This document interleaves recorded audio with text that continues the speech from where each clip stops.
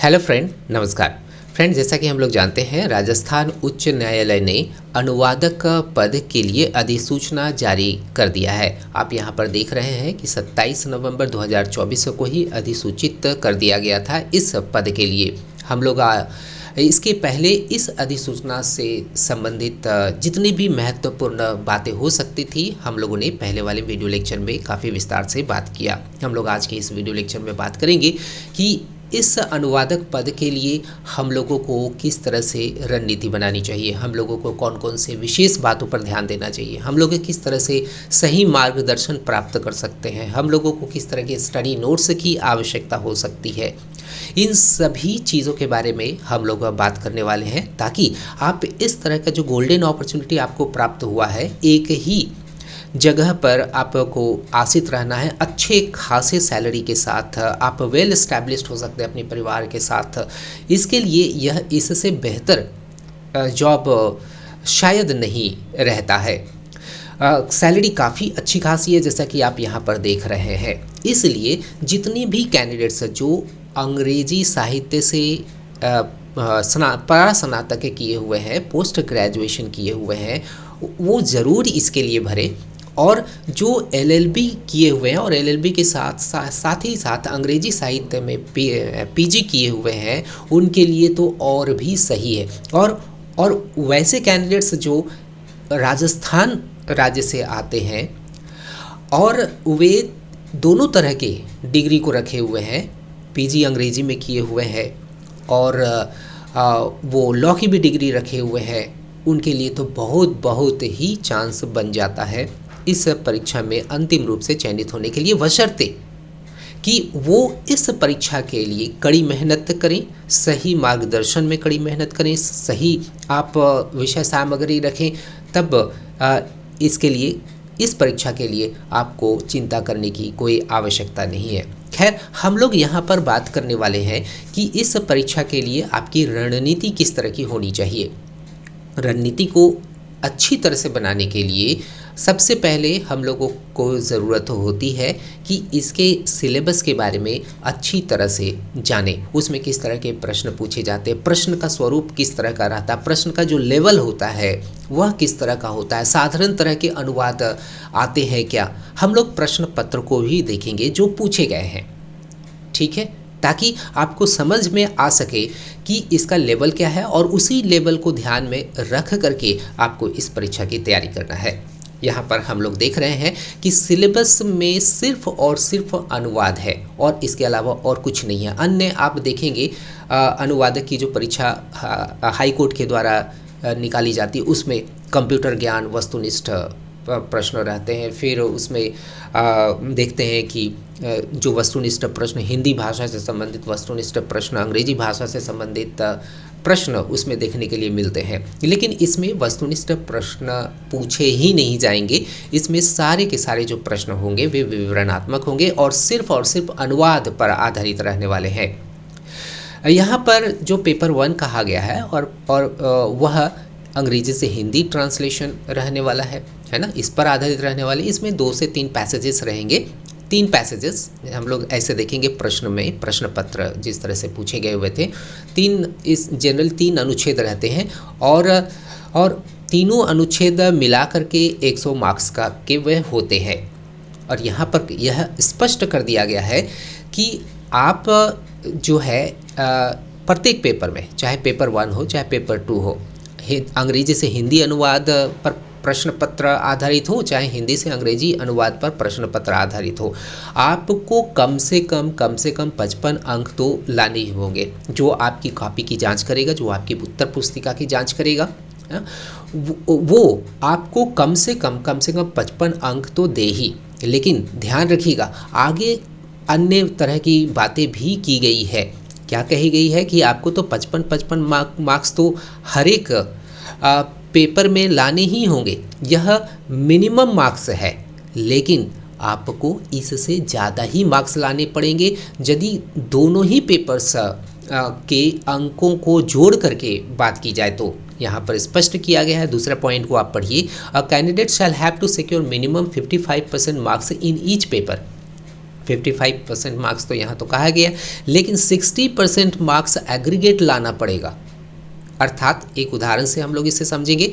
मान लिया जाए कि आप एकदम पेपर 1 में 55 अंक आपने अर्जित किया है और पेपर 2 में आपने 65 अंक अर्जित किया है।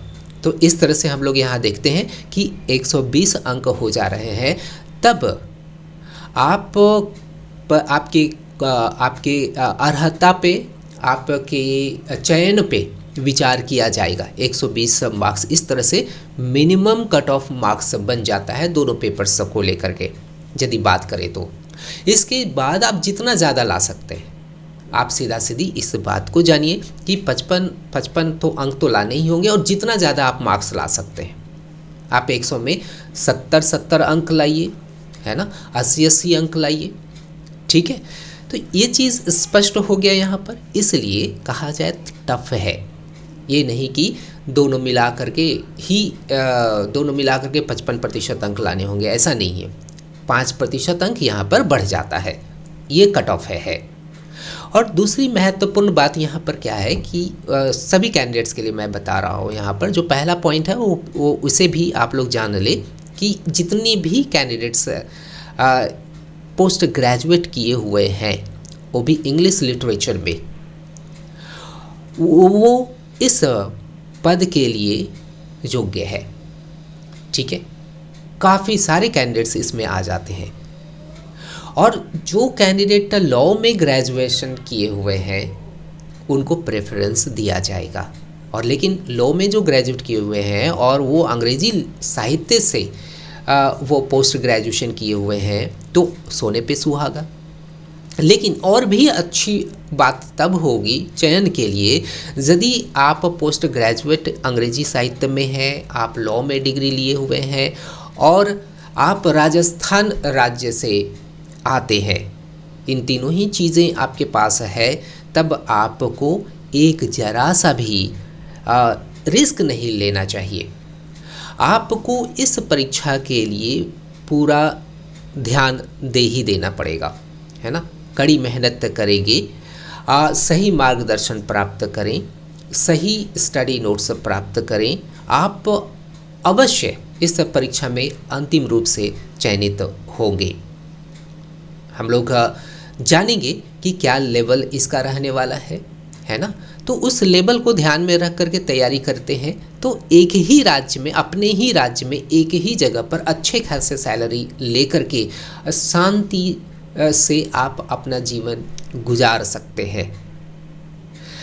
बाय द वे, जो तीसरा महत्वपूर्ण बात यहाँ पर कही गई है वह है कि both the papers will be taken in 2 shifts of 2 hours each on a single day. एक ही दिन दोनों ही पेपर्स हो जाएंगे, 2 शिफ्ट्स में लिए जाएंगे, कुछ टाइम का गैप आपको मिलेगा, ठीक है। और इस तरह से आपका यह जो परीक्षा है संचालित, मतलब वो पूरी होगी। अब हम लोग इसके बाद जानते हैं कि इस परीक्षा में जो प्रश्न पत्र रहने वाला है वो किस तरह का है। फ्रेंड, हम लोग यहाँ पर देखते हैं कि यह 2020 का पेपर है। इस 2020 के पेपर में किस तरह के प्रश्न पूछे गए हुए थे, ये जो प्रश्न पत्र है वो आप आसानी से डाउनलोड कर सकते हैं।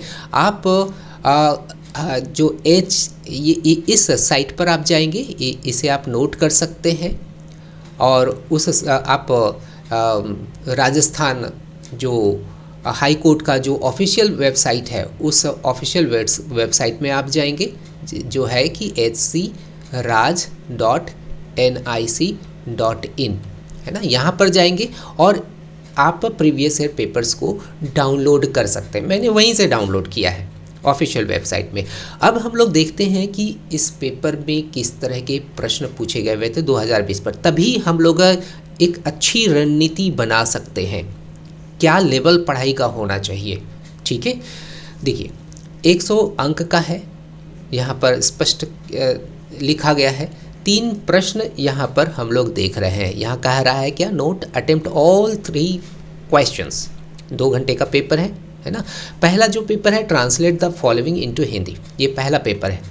अंग्रेजी से हिंदी में ट्रांसलेशन करना है। 40 मार्क्स के हैं और देखते चले जाइएगा कि ये जो पैसेज है वह कितना बड़ा है ना, कितने शब्दों का होगा। आप मैं स्क्रॉल करते चला जाता हूँ, आप देखते चले जाएं। देखिए काफ़ी बड़ा है ना, 40 अंक का है। और जो दूसरा प्रश्न यहाँ पर अंग्रेजी से हिंदी करने के लिए जो दिया गया था वह 30 अंक का यहाँ पर था, है ना। और इसकी जो लंबाई है, ये भी इसका भी जो लेंथ है ये भी अच्छा खासा बड़ा है। और बाकी जो 30 अंक है वो छोटा है, नहीं वो भी लगभग उतना ही बड़ा है ना। तो इस तरह से 40, 30, 30 के हिसाब से यहाँ पर 3 अनुच्छेद आप यहाँ पर देख रहे हैं। तीनों ही अनुच्छेदों का आपको हिंदी में अनुवाद करना है 2 घंटे में। अब हम लोग जान लेते हैं कि प्रश्नों का जो स्वरूप है, जो थीम है, जो विषय वस्तु है वो किस तरह की है। यहाँ पर हम लोग जो पढ़े हैं अधिसूचना में, उसमें लिखा गया है कि जो प्रीवियस रिकॉर्ड्स है, जजमेंट्स से रिलेटेड जो बातें कही गई है उन्हीं से संबंधित अनुवाद के लिए प्रश्न आधारित होंगे। यहाँ पर हम लोग 2020 के प्रश्न पर यदि हम लोग बात करते तो पहला जो प्रश्न है वो उसकी विषय वस्तु क्या थी, हम लोग 2-4 सेंटेंसेस पढ़ करके हम लोग इस बात का पता लगाते हैं कि किस तरह के प्रश्न वो थे। The object of the establishment of the unique identification authority of India was primarily to lay down policies to implement the unique identification scheme of the government by which residents of India were to be provided unique identity number. कहा जाए तो ये कोई judgement से संबंधित यह passage है नहीं कि कोई जजमेंट हो, यह है ना, यह unique identification authority of India से संबंधित यहाँ अनुच्छेद हम लोग देख रहे हैं, ठीक है, कि किस तरह से यह काम करता है, यह क्या है, इस तरह की चीज़ें इसमें इस पैसेज में बताई गई है।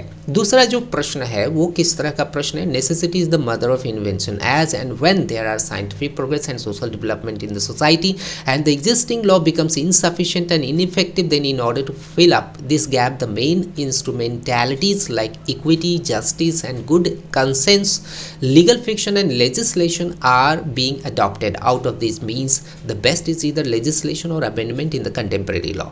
तो ये लॉ से संबंधित है, लेकिन यह भी जजमेंट्स को लेकर के नहीं है, बस एक कॉमन सा यहाँ पर बात कही गई है, ठीक है। तो दूसरा पैसेज की विषय वस्तु कुछ इसी तरह की है। और तीसरा जो प्रश्न है वो क्या है, उससे भी हम लोग पढ़ लेते हैं। 30 अंक का जो हम लोग देख रहे हैं यहाँ पर, mister vice president sir, the point I have to place before the house happens to be a comparatively narrow one. In this article 14 clause 2 reads thus, no person shall be punished for the same offence more than once. It has been pointed out to me by more members of this house that this might probably affect cases where, as in the case of an official of government who has been dealt with departmentally and punishment has been inflicted, he cannot again be prosecuted and punished if he had committed a criminal offence. देखिए यह एक judgement, यहाँ पर एक बहस हो रही है और उसी के रिकॉर्ड से यह पैसेज को उठाया गया है, इस पैसेज को उठाया गया है, ठीक है। यहाँ पर हम लोगों ने इस तरह से देखा कि जो 2 पैसेज थे वे कहा जाए तो मोर और लेस विधि पर आधारित था, लेकिन जजमेंट से संबंधित आप यहाँ पर देख रहे हैं कि एक, या रिकॉर्ड से संबंधित एक यहाँ पर पैसेज हम लोगों को देखने के लिए मिल रहा है। ये अंग्रेजी पेपर था 2020 का। अब हम लोग थोड़ा सा देख लेते हैं कि इसका जो लैंग्वेज है वो किस तरह का है। ध्यान दीजिएगा कि जो हम लोग का translation day to day life में करते हैं और अन्य विभागों में भी जो हम लोग ट्रांसलेशन जो देखते हैं, लेकिन विधि के क्षेत्र में, लॉ के क्षेत्र में जो ट्रांसलेशन होता है वो बहुत ही भिन्न होता है।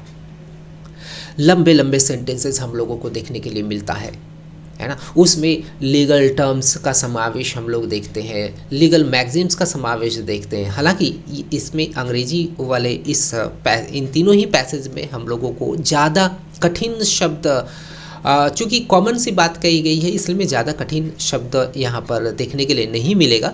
फिर भी हम लोग कम से कम ये चीज़ जान लेते हैं कि लेवल क्या है ट्रांसलेशन के सेंटेंसेस का। पढ़ते हैं, देखिए एक सेंटेंस कितना बड़ा है, आप यहाँ से शुरू करिए। The object of the establishment of the unique identification authority of India was primarily to lay down policies to implement the unique identification scheme of the government by which residents of India were to be provided unique identity number. Generally होता क्या है कि जब हम लोग translation करने के लिए बैठते हैं तब हम लोग भूल जाते हैं। एक छोटे से पार्ट का किए, छोटे से अंश का ट्रांसलेशन किए तो बाद वाला अंश आता नहीं है ना। सारे का किए तो फिर सारे को एक साथ कोहियर रूप से अर्थात लॉजिकली कनेक्ट करने में हम लोगों को समस्या होती है। किसको पकड़ा जाए, किसको बाद में रखा जाए, किसको बीच में रखा जाए, इस तरह की समस्या होती है ना। लेकिन यदि आप एक विशेष तरीका, जो एक नियम होता है अनुवाद को कैसे करना है, उस नियम से यदि आप भली भांति अवगत होंगे तब लंबे sentences no tension at all. ठीक है, तो साधारण ट्रांसलेशन आप जो भी सीखते हैं, सीखे हुए हैं, उससे इस तरह के जो ट्रांसलेशन होते हैं वे काफ़ी भिन्न होते हैं। इस चीज़ से आप भली भांति अवगत हो गए होंगे। ये हुआ 2020 में पूछे गए इस पेपर के बारे में एक एनालिसिस। अब हम लोग देखते हैं कि हिंदी से अंग्रेजी अनुवाद करने के लिए जो पैसेज प्राप्त हुआ था वो किस तरह के विषय वस्तु पर आधारित था। आप जैसा कि देख रहे हैं कि ये जो पेपर है 2020 में ही उसी वर्ष दूसरे शिफ्ट में, दूसरे पाली में पूछे गए हुए थे। वो क्या है कि देखिए इसमें भी 3 प्रश्न हैं, इसमें भी 3 प्रश्न हैं। अंग्रेजी वाले प्रश्न पत्र में भी 3 प्रश्न थे। इसमें जो अनुवाद के लिए पैसेज दिया गया है उसे हम लोग थोड़ा पढ़ लेते हैं, समझ लेते हैं कि इसमें किस तरह की चीज़ों की अनिवार्यता है जानने की। पढ़ते हैं। वादी व प्रतिवादी की साक्ष्य का विवेचन। देखिए यहाँ हम लोग देख रहे हैं विधि से संबंधित पारिभाषिक शब्द प्रतिवादी, यह भी लीगल टर्म है। साक्ष्य लीगल टर्म है। विवेचन, साक्ष्य का विवेचन लीगल टर्म है ना। प्रतिवादी फिर इसके बाद इसमें चूँकि यह एक मुकदमा से संबंधित यह रिकॉर्ड में आया हुआ पैसेज है, उस पैसेज को यहाँ पर हूबहू आपको अनुवाद के लिए दे दिया गया है। ठीक है, हम लोग थोड़ा और पढ़ लेते हैं और समझते हैं कि इसका लेवल क्या है।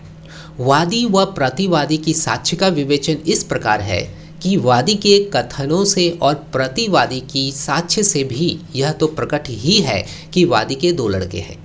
वादी का यह कहना है कि उसका बेटा रहीम जब से उसने पढ़ाई छोड़ी है बेकार है और जिस दुकान पर वह अभी कार्य करता है वह सिर्फ एक कोठरी है जिसमें कि वह स्वयं कार्य करता है और उसके लड़के के लिए उसको वादग्रस्त दुकान की आवश्यकता है क्योंकि कोठरी वाली दुकान छोटी है और उसमें 2 जने नहीं बैठ सकते हैं। देखिए कितना बड़ा सेंटेंस है। यहाँ से जो शुरू होता है, जो वकील जो ड्राफ्ट कर बनाता है, अब वो क्या करता है, एक एक बारीकी वाली बातों को रख देता है। और देखिए कितना बड़ा यह सेंटेंस है और ऑब्वियसली कन्फ्यूज़न तो होगा कि किसको पहले रखें, किसको बाद में रखें, किस तरह से रखें, है ना। और दूसरी समस्या है कि जो शब्द प्रयुक्त हुए हैं उसका किस तरह से अंग्रेजी में अनुवाद करके रखें। ठीक है, तो ये पूरी तरह से कहा जाए तो जजमेंट के रिकॉर्ड से निकाला गया यह पैसेज है। दूसरा पैसेज हम लोग देख लेते हैं, वो किस चीज़ पर आधारित है। 30 अंक का है। भारत में विधि के प्रति समाज शास्त्रीय एवं क्रियात्मक दृष्टिकोण अपनाए जाने के प्रमाण अनेक विधियों में स्पष्टतः दिखाई देते हैं। भारतीय स्वतंत्रता के पश्चात भारत की विधि व्यवस्था को सामाजिक आवश्यकताओं के अनुरूप बनाने के लिए निरंतर प्रयास किए गए एवं आज भी किए जा रहे हैं। भारत के संविधान में गत 50 वर्षों में हुए संशोधनों से इस कथन की पुष्टि हो जाती है। यहाँ पर हम लोग देख रहे हैं एक जनरल पैसेज है, ये किसी रिकॉर्ड में आया हुआ पैसेज नहीं है। ठीक है, ऊपर में हम लोगों ने देखा रिकॉर्ड में आया हुआ एक पैसेज है ना, जजमेंट के रिकॉर्ड में आया हुआ एक पैसेज है और फिर एक जनरल पैसेज है। इसके बाद तीसरा प्रश्न हम लोग पढ़ लेते हैं। योग्य अधिवक्ता अपीलार्थी का कथन रहा है कि वादग्रस्त भूमि पर अपीलार्थी का कब्जा है। एवं पुराने कब्जे को ध्यान में रखकर पट्टा जारी किया गया था। पट्टे के संदर्भ में अपीलार्थी वादी को जो अधिकार प्राप्त है उसे नज़रअंदाज करते हुए दोनों अधीनस्थ न्यायालयों द्वारा निर्णय पारित किया गया है। अतः इस द्वितीय अपील में प्रस्तावित सारवान प्रश्न विरचित किया जाकर अपील को विचारार्थ ग्रहण किया जाए। कहा जाए तो थोड़ा टफ है, यदि आप अच्छी तरह से तैयारी नहीं करते हैं तब मुश्किल में आप आ सकते हैं। इस कारण से क्या है कि इस तरह के प्रश्न जितना ज़्यादा आप कर सकते हैं, प्रश्नों का अनुवाद जितना ज़्यादा आप कर सकते हैं उतना ज़्यादा अच्छा है। यहाँ पर अब बात उठती है कि इस तरह के प्रश्न, इस तरह के अनुच्छेद कहाँ से प्राप्त होंगे। आप ऐसा करें कि आप अपने ही राज्य के, जो राजस्थान हाई कोर्ट के ऑफिशियल वेबसाइट पर जाएंगे, वहाँ पर रिकॉर्ड्स में जाएंगे, जजमेंट्स में आप जाएंगे, वहाँ पर क्या है कि इस तरह के पैसेजेस आपको अनेकों प्राप्त हो जाएंगे। आप अन्य उच्च न्यायालय के वेबसाइट पर जा सकते हैं, आप सुप्रीम कोर्ट की वेबसाइट पर जा सकते हैं, वहाँ से आप जजमेंट्स को उठा सकते हैं, वहाँ से आप रिकॉर्ड्स को उठा सकते हैं और उसका आपको ट्रांसलेशन करना होगा। लेकिन सवाल है कि आप जो ट्रांसलेशन करेंगे उस ट्रांसलेशन का मूल्यांकन कैसे होगा, क्योंकि आप जो भी ट्रांसलेशन करेंगे आपको तो लगेगा कि मैंने तो सही किया है, लेकिन जब तक कि उसका एक्सपर्ट इवैल्यूएशन नहीं प्राप्त होगा तब तक आप यह नहीं पता कर सकते हैं कि आपका जो अनुदित पाठ है वह कितना अंक अर्जित करने लायक है। 100 अंक है, 100 अंक का आपने प्रश्न पत्र दिया, क्या वह 55 भी अंक लेने के लायक है या नहीं है? ठीक है, तो इसके लिए सही मार्गदर्शन प्राप्त करना अति आवश्यक है। बहुत सारे लोग करते हैं क्या, मार्गदर्शन का अभाव ही रहता होगा, वो क्या करते हैं गूगल ट्रांसलेट का प्रयोग कर लेते हैं या अन्य तरह का AI जो टूल्स है ऑनलाइन उपलब्ध है उसका वह प्रयोग करते हैं। किंतु इस तरह के पैसेजेस का गूगल ट्रांसलेट या अन्य AI टूल्स कदापि सटीकता से बिना किसी भी एरर का कर नहीं सकता है।